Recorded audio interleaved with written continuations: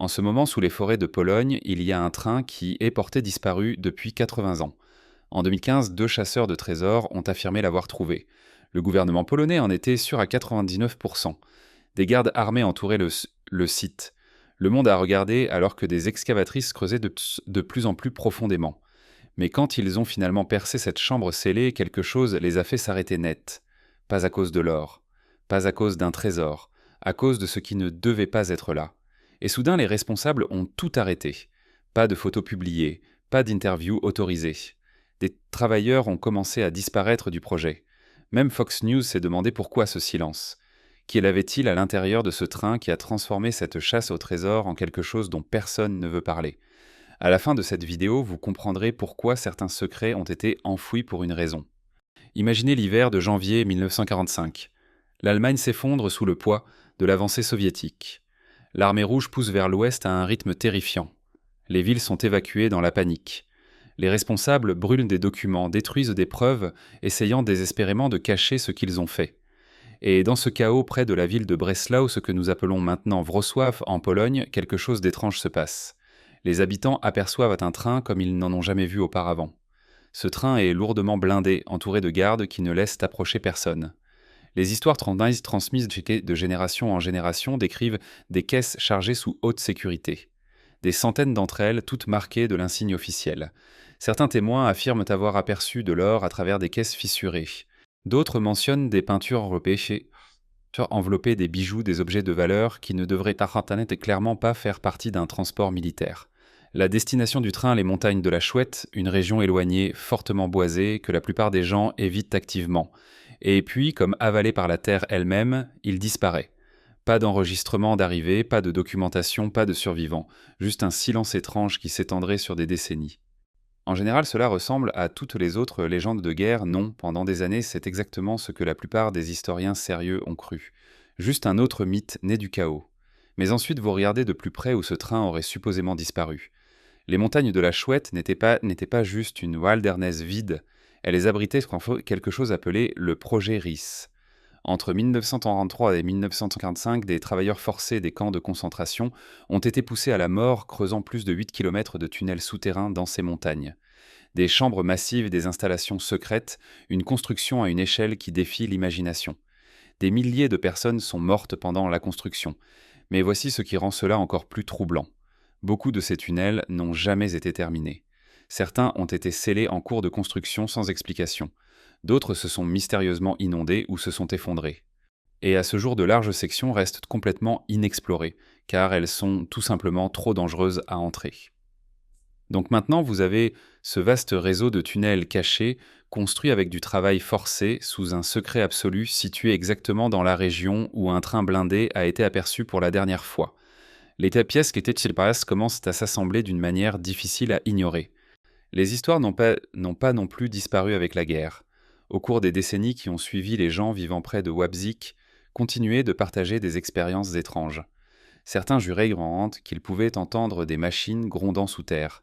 D'autres tombaient sur des rails qui menaient directement dans les flancs des montagnes, puis s'arrêtaient brusquement. Un ancien cheminot a affirmé que son père avait reçu l'ordre de garder un train pendant le chargement au début de 1945. Il l'a vu entrer dans une entrée de tunnel et ne l'a jamais vu ressortir. Puis, en 1975, quelque chose d'intéressant s'est produit. Un homme allemand âgé et mourant aurait avoué son rôle dans la cachette du train. Il a décrit l'opération en détails spécifiques. Les soldats impliquaient l'heure de la journée et la méthode exacte utilisée pour sceller le tunnel avec des explosifs. Mais avant qu'il ne puisse conduire quiconque à l'emplacement, il est mort. La confession est restée non vérifiée, mais elle a ajouté une autre couche à une légende qui refusait de s'estomper.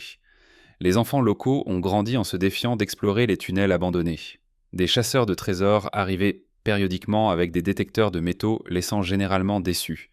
La légende est devenue une partie de la culture locale, quelque chose que tout le monde connaissait, mais que personne ne prenait entièrement au sérieux. Ce scepticisme semblait justifié pendant des décennies. Sans preuve tangible, le train d'or est resté fermement ancré dans le folklore. Sauf qu'il y avait un problème à rejeter complètement ces histoires. L'histoire a continué à prouver que l'impossible s'est parfois avéré vrai. La découverte qui validerait des décennies de rêves de chasseurs de trésors ne s'est pas produite en Pologne. Elle s'est produite en Allemagne et elle a prouvé sans aucun doute que d'énormes quantités de richesses volées avaient vraiment été cachées dans des endroits des plus improbables. En avril 1945, deux civils français ont approché des soldats américains avec un tuyau. Ils ont mentionné qu'une mine de sel près de Merkès n'était plus seulement destinée à l'extraction. Les Allemands l'avaient utilisée pour stocker quelque chose de précieux. À ce stade, les forces américaines entendaient des histoires folles depuis des mois. Tout le monde avait une histoire sur de l'or caché des bunkers souterrains pleins de trésors. La plupart étaient des absurdités. Donc lorsque ces civils ont apporté ce tuyau, ces soldats tuqués avaient toutes les raisons d'être sceptiques. Mais quelque chose dans leur certitude les a poussés à enquêter quand même. Ce qu'ils ont trouvé en descendant dans ces tunnels de sel a stoppé des vétérans de combat aguerris. 8000 barres d'or empilées comme du bois de chauffage, 3000 sacs remplis de pièces d'or, des caisses de devises étrangères provenant de chaque pays occupé. Et ce n'était que le début. Plus profondément dans la mine, ils ont découvert des peintures inestimables volées dans des musées, des sculptures qui appartenaient à des galeries, des trésors culturels que des nations entières avaient pleuré comme perdus pour toujours. La valeur totale de l'or, seul 5 milliards de dollars en argent d'aujourd'hui, provenant d'une seule mine. Mais ce qui a rendu la découverte encore plus glaçante, ce sont les sacs d'effets personnels éparpillés parmi le butin officiel.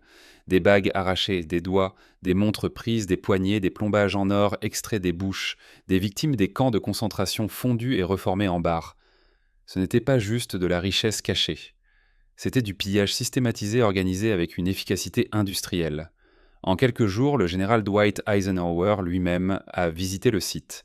Ils ont fait venir des photographes pour documenter tout créer des inventaires détaillés, s'assurant absolument que le monde connaîtrait l'ampleur complète de ce qui avait été trouvé. La découverte de Mercure a prouvé que les histoires de trésors n'étaient pas des mythes.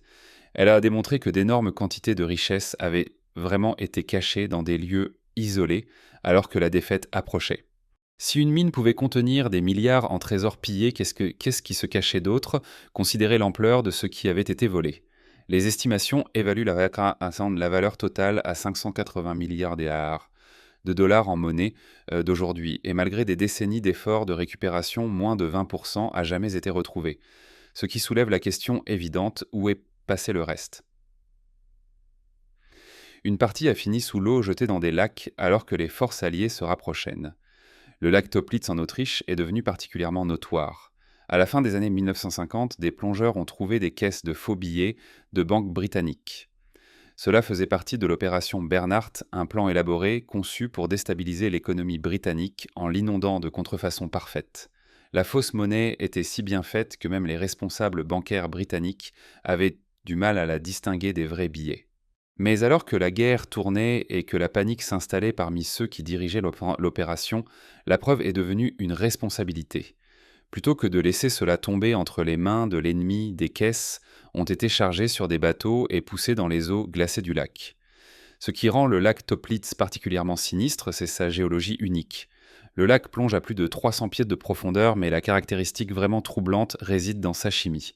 En dessous de 100 pieds, il n'y a pas d'oxygène. Aucun. Tout ce qui coule au-delà de ce point est préservé dans une animation suspendue presque parfaite potentiellement pendant des siècles, ce qui signifie que tout ce qui se trouve là-bas pourrait encore être exactement comme le jour où il y est entré. Parfaitement intact, parfaitement préservé, parfaitement hors de portée. Le lac a réclamé plusieurs vies au fil des ans. Des plongeurs qui pensaient pouvoir gérer les conditions se sont retrouvés piégés dans des troncs d'arbres coulés ou ont disparu dans des poches de gaz toxiques qui remontent des profondeurs. À ce jour, les gouvernements limitent strictement combien d'exploration peut avoir lieu. Des permis spéciaux sont nécessaires, les protocoles de sécurité sont stricts, et des rumeurs persistent selon lesquelles de l'or se trouve quelque part sous ces troncs hors de portée de quiconque, assez brave ou fou, pour essayer de le récupérer. Ensuite, il y a ce que les gens appellent l'or de Rommel, bien que le célèbre maréchal de Chambre n'y ait que peu contribué. La véritable histoire tourne autour de Walter Raouf, un officier stationné en Tunisie en 1933. Alors que les forces alliées se rapprochaient de l'Afrique du Nord, Raouf supervisait la confiscation systématique d'or, de bijoux et de valeurs provenant de familles et d'entreprises juives. Les estimations suggèrent que plus de 6 tonnes de trésors ont été chargées pour être transportées en Italie puis en Allemagne. Le navire transportant cette cargaison a soit disparu en transit, soit a été déchargé secrètement avant que les Alliés ne puissent l'intercepter. Après cela, un silence complet. Aucun manifeste de cargaison, aucun enregistrement d'arrivée, rien. Peut-être que la disparition la plus déchirante concerne la chambre d'ambre. Ce n'était pas juste un trésor au sens conventionnel, c'était une pièce entière faite de panneaux d'ambre sculptés accentués de feuilles d'or et de miroirs élaborés créés à l'origine en Prusse au XVIIIe siècle. Les gens l'appelaient la huitième merveille du monde. C'est ainsi qu'elle était époustouflante. Mais pendant la Seconde Guerre mondiale, elle a été pillée par les nazis et a ensuite simplement disparu. En 1941, après que l'Allemagne a envahi l'Union soviétique, les troupes nazies ont démonté la chambre d'ambre du palais de Catherine, près de Saint-Pétersbourg, et l'ont emballée dans 27 caisses. Ils l'ont transportée à Königsberg et pendant 3 ans, elle a été exposée dans un musée de château là-bas. Mais alors que le cours de la guerre tournait et que les forces soviétiques avançaient, les nazis ont retiré la chambre à la hâte et c'est la dernière observation confirmée. Après cela, c'est comme si la Terre l'avait avalée tout entière. Certains croient qu'elle a été détruite lors de raids aériens. D'autres pensent qu'elle a été secrètement expédiée par mer, peut-être coulée avec des navires d'évacuation. Certains disent qu'elle a été cachée dans des mines de sel, dans des bunkers ou smuggled dans des collections privées. Plusieurs expéditions ont été lancées. En 2017, des chercheurs polonais ont déclaré avoir trouvé des preuves d'une chambre cachée supposément assez grande pour cacher la chambre d'ambre. Ils ont foré, envoyé des caméras et il s'est avéré qu'elle était vide. Ce que toutes ces découvertes et disparitions prouvent est simple mais profond. Les histoires de trésors sont réelles. Les cachettes existent. La dissimulation systématique de richesses volées s'est produite à une échelle qui continue d'étonner des décennies plus tard. Et si un trésor a été caché avec succès une fois, cela pourrait absolument se reproduire. Lorsque Piotr Koper et Andreas Richter ont approché les autorités en août 2015, ils n'étaient pas des amateurs errants avec des détecteurs de métaux et des rêves. Koper était un ouvrier du bâtiment expérimenté, qui comprenait l'analyse du sol et l'ingénierie structurelle. Richter était un historien amateur allemand, qui avait passé des années à rechercher la logistique de guerre et les opérations ferroviaires. Ensemble, ils avaient méthodiquement recherché la région des montagnes de la Chouette pendant plus de 2 ans, utilisant une technologie de plus en plus sophistiquée pour scanner sous la surface. Leurs revendications n'étaient pas basées sur des intuitions ou des folklores. Ils avaient des images radar pénétrantes montrant ce qui semblait être un objet métallique de 100 mètres de long enterré à environ 8 à 9 mètres sous terre près de Wałbrzych. Les retours radar montraient une formation linéaire, symétrique et régulière d'une manière que les caractéristiques géologiques et naturelles ne le sont tout simplement pas. La forme correspondait à un train avec plusieurs wagons. La profondeur était cohérente avec quelque chose qui avait été délibérément enterré et recouvert. Et l'emplacement s'alignait avec des voies de chemin de fer historiques qui avaient mystérieusement disparu des cartes d'après-guerre. Ils ont déposé leur demande par des voies légales et documentant soigneusement tout, et demandant les 10% de frais de trouvailles que la loi polonaise prévoit explicitement pour des découvertes de cette nature. Ce n'était pas une chasse au trésor, c'était un processus légal formel, et la réponse des responsables polonais a été stupéfiante. Le ministre adjoint de la Culture a déclaré publiquement qu'il était plus que sûr à 99% que le train avait été trouvé. L'annonce a fait exploser les médias mondiaux comme une bombe. En quelques jours, Wałbrzych s'est transformé d'une ville post-industrielle endormie en centre d'attention international. Des journalistes sont arrivés de toutes les grandes organisations de presse. Des équipes de télévision ont installé leur camp près du site présumé. Les hôtels qui étaient normalement à moitié vides étaient soudainement réservés à pleine capacité des mois à l'avance. L'impact économique était stupéfiant. Les estimations évaluent la valeur de la publicité à plus de 100 millions de dollars. Mais ce n'était pas juste un cirque médiatique. L'armée polonaise a pris la revendication suffisamment au sérieux pour sécuriser immédiatement le site. Des gardes armés étaient écrites et postées en rotation pour prévenir tout accès non autorisé. Des clôtures de sécurité ont été érigées autour de toute la zone et la raison officielle donnée était la sécurité. Après tout cela avait été un champ de bataille et il pouvait facilement y avoir des munitions non explosées enterrées aux côtés de tout trésor potentiel. En novembre 2015, 2 équipes ont reçu l'autorisation de procéder à des évaluations formelles en utilisant une technologie de scan non invasive.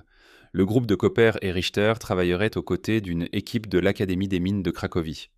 L'équipe de l'Académie des mines avait accès à un équipement plus avancé et à des décennies d'expérience dans l'analyse des formations du sol dans cette région. En décembre, l'Académie des mines a livré sa conclusion. Leurs scans n'ont montré aucune preuve d'un train à l'emplacement revendiqué. Les anomalies radars que Cooper et Richter avaient interprétées comme des wagons de train étaient nées selon l'analyse de l'Académie des formations géologiques naturelles des dépôts rocheux de l'âge de glace qui avaient simplement créé des retours qui semblaient artificiels sur un équipement de scan moins sophistiqué. Mais Cooper et Richter ont refusé de reculer. Ils ont insisté sur le fait que leur relevé était correct, que l'équipement était mal interprété, qu'ils savaient ce qu'ils avaient trouvé. Et remarquablement, ils ont réussi à obtenir un financement pour une excavation privée à grande échelle. En août 2016, ils ont rassemblé une équipe impressionnante de 64 personnes. Ils ont fait appel à des ingénieurs professionnels, des géologues expérimentés, des chimistes capables d'analyser la composition du sol, des archéologues formés sur des sites de guerre, même un expert en démolition militaire. L'opération a coûté plus de 116 000 $. Pendant 7 jours, l'équipe a creusé sous les yeux vigilants des caméras des médias, documentant chaque moment. Le monde a regardé en temps réel alors que les excavatrices mordaient dans une terre qui n'avait pas été dérangée depuis des décennies. Tout le monde attendait ce moment cinématographique où le métal apparaîtrait enfin. Cela ne s'est jamais produit. Après une semaine d'excavation intensive, ils n'ont rien trouvé. Pas de rails, pas d'entrée de tunnel, pas de train. L'histoire semblait définitivement terminée. Juste une autre légende de guerre qui a fait espérer les gens pour finalement s'effondrer sous la dure lumière de la réalité. Sauf que ce récit n'était pas l'histoire complète. Car pendant que tout cela se passait à Wolbzig, tandis que les caméras documentaient la fouille décevante, quelque chose d'autre se produisait dans un endroit complètement différent. Quelque chose qui ne deviendrait pas public avant des années.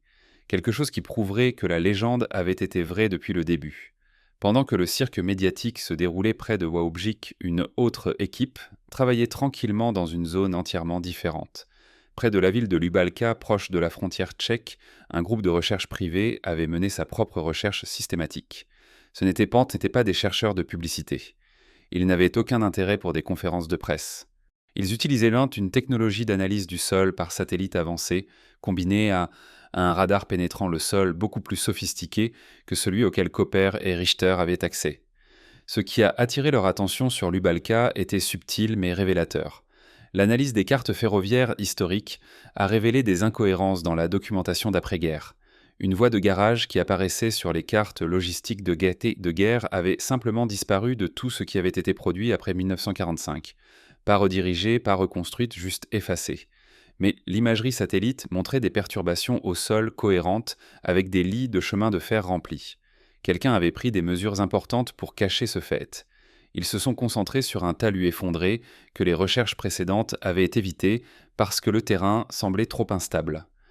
Lorsqu'ils ont finalement commencé une excavation prudente, ce qui est apparu était indéniablement artificiel. Une structure rectangulaire blindée rivetée et renforcée de manière à n'avoir de sens que pour une seule raison, protéger des cargaisons précieuses pendant le transport. La structure était enfouie sous des couches de débris et de sédiments que l'analyse a confirmé n'avaient pas été dérangés depuis environ 1945. La structure était scellée d'une manière qui suggérait une dissimulation délibérée plutôt qu'un enterrement accidentel. Sur la base d'un examen préliminaire, elle semblait complètement intacte, sans signe d'entrée forcée. Et selon plusieurs sources qui ont ensuite parlé anonymement de l'excavation lorsqu'ils ont enfin réussi à entrer, ils ont trouvé exactement ce que les légendes avaient promis. Des caisses portant des marques de la Reichsbank, des insignes officiels, confirmant l'origine gouvernementale des toiles enveloppées, que l'examen préliminaire a suggéré étaient des œuvres d'art, volées des bijoux et des pierres précieuses cohérents, avec des objets de valeur pillés des devises étrangères provenant de plusieurs nations, occupées des effets personnels qui avaient clairement été confisqués à des individus. C'était la preuve que la légende n'était pas juste un folklore. Le train d'or était réel. L'équipe a tout documenté avec un soin méticuleux. Chaque caisse a été cataloguée avant d'être ouverte. Des échantillons ont été collectés pour des datations et des analyses.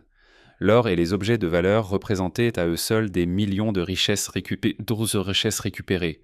Les œuvres d'art, si elles correspondaient à des pièces volées dans les dossiers de guerre, pourraient valoir encore plus. C'était la découverte d'une vie. Mais alors qu'ils progressaient à travers le wagon, ils sont arrivés à l'arrière du dernier wagon. Et c'est là que toute l'opération a pris une tournure sombre. Il y avait un autre mur là-bas, plus épais et plus renforcé que les autres. Mais ce qui le rendait immédiatement suspect était la manière dont il avait été construit. Ce mur avait été soudé de l'intérieur du wagon et non de l'extérieur.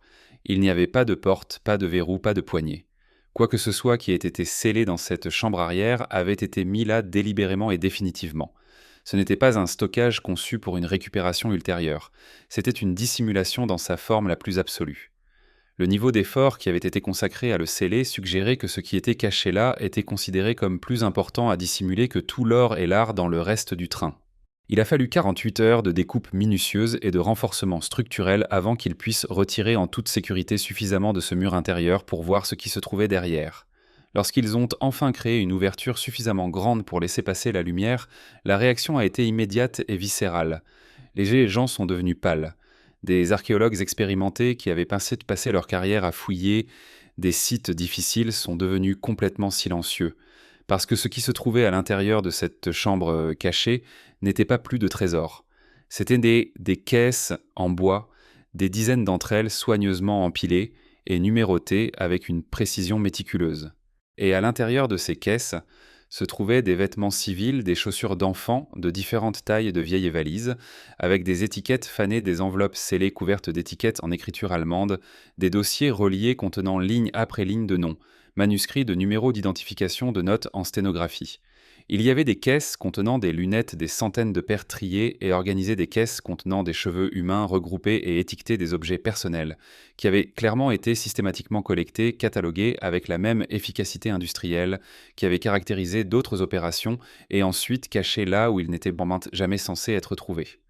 Les implications ont frappé tout le monde présent simultanément. Ce n'étaient pas des effets personnels aléatoires de réfugiés déplacés. L'organisation, la collecte systématique, la documentation soignée, tout cela pointait vers quelque chose de plus délibéré. Un chercheur proche de l'excavation a ensuite décrit ce qu'il regardait comme des effets appartenant à des individus qui n'avaient jamais été enregistrés dans les listes de transport officielles. Des personnes qui avaient disparu dans un système conçu pour les faire disparaître complètement. Une autre personne impliquée a déclaré que ce qui les perturbait, ce n'était pas que c'était horrible de manière évidente. C'était l'organisation qui le rendait terrifiant. L'approche méthodique pour effacer des vies humaines et ensuite cacher chaque trace de ce qui avait été fait. Aucune photo officielle n'a été publiée de cette chambre scellée. Les autorités ne confirment pas les détails spécifiques de ce que contiennent les documents. Mais parmi ceux qui étaient là, qui ont été témoins de l'ouverture de première main, la réaction était universelle. Nausée. Silence stupéfait, quoi. Des professionnels soudainement confrontés à des preuves de quelque chose qu'ils n'avaient pas pleinement compris, quoi. Au moment où cette chambre arrière a été ouverte, tout ce qui concernait l'excavation a changé. Ce qui avait été une chasse au trésor excitante s'est transformé en quelque chose d'infiniment plus sérieux. L'accès au site a été immédiatement restreint. Les travailleurs ont été renvoyés avec peu d'explications. Les chercheurs ont reçu l'ordre de remettre tout ce qu'ils avaient collecté. Notes, photographies, échantillons de sol, même les données radar. La sécurité a considérablement augmenté du jour au lendemain. Des gardes ont commencé à travailler en rotation 24 heures sur 24. Les tentes qui couvraient le site de fouilles ont été enlevées, puis des camions non marqués ont commencé à arriver toujours tard dans la nuit, toujours partis avant l'aube. Officiellement, l'opération est passée sous la supervision directe du ministère polonais de la Culture et du Patrimoine national. Les communiqués de presse utilisaient un langage soigneusement neutre concernant l'enquête en cours, mais officieusement il n'était pas clair qui dirigeait réellement les choses. Lorsque des journalistes ont essayé de revenir sur le site, ils ont été renvoyés. Les demandes d'interview sont restées sans réponse. Les numéros de téléphone qui avaient fonctionné auparavant ont soudainement été déconnectés. Des images de drone montraient un périmètre clôturé avec de lourdes bâches tendues sur l'excavation. Quoi que ce soit qui se passait là maintenant, cela se déroulait complètement à l'abri des regards du public. La partie la plus étrange était ce qui s'est passé dans les médias. Des médias majeurs qui avaient couvert la recherche de 2015 de manière extensive se sont soudainement tus. Quelques-uns ont publié de brefs articles mentionnant qu'un train avait été localisé. Puis rien. Pas de rapport de suivi, pas de journalisme d'investigation, même les médias connus pour leur couverture agressive ont reculé. Un présentateur de nouvelles américain a demandé à l'antenne pourquoi aucune image n'avait été publiée. La question n'a pas reçu de réponse. Les responsables polonais n'ont fait aucun commentaire. D'une certaine manière, ce silence a confirmé ce que beaucoup avaient soupçonné. L'or n'a jamais été la véritable histoire, c'était l'accroche. Mais ce qui se cachait derrière ce mur soudé, ce qui avait été si soigneusement scellé pendant 80 ans, c'était quelque chose de complètement différent. Parce que si un train comme celui-ci existait méticuleusement caché et protégé par des couches de déni officielles même, après avoir été trouvé, qu'est-ce qui pourrait encore se trouver là-bas? Les montagnes restent parsemées de tunnels inexplorés du projet RIS. Des kilomètres de passages souterrains. Certains se sont effondrés. D'autres restent structurellement sains mais trop dangereux à entrer. Et ces tunnels n'ont pas été construits pour rien. Ils ont été construits par des travailleurs forcés par des milliers qui sont morts en créant ce réseau. Qu'est-ce qui était d'autre caché dans des chambres qui ont été scellées avant que quiconque puisse documenter ce qui est entré? Le régime qui a construit ces tunnels n'a pas seulement caché des trésors, ils ont caché des opérations, ils ont caché des preuves, ils ont caché des aspects entiers de leurs activités qui n'étaient jamais censés émerger. Et maintenant, lorsque les chercheurs parviennent enfin à percer des murs qui étaient censés rester scellés, pour toujours la réaction est révélatrice. Contrôler l'information. Garder les détails classifiés. Certains secrets ne restent pas enfouis parce que les gens les ont oubliés. Ils restent enfouis parce que les gens travaillent très dur pour les garder ainsi. Parce que ce qui est caché n'est pas juste de l'or. C'est la vérité. Une vérité inconfortable sur ce qui a été fait et à quel point cela a été couvert. La vérité sur des personnes qui ont disparu et qui étaient censées être oubliées. Le train d'or polonais était réel. Le trésor était réel, mais la véritable découverte, celle qui a fait pâlir les gens et a mis fin à une excavation internationale, c'est la partie que nous ne sommes toujours pas censés connaître. Que pensez-vous qu'il reste enfoui là-bas, et que pensez-vous qu'on ne devrait toujours pas savoir? Faites-le nous savoir dans les commentaires.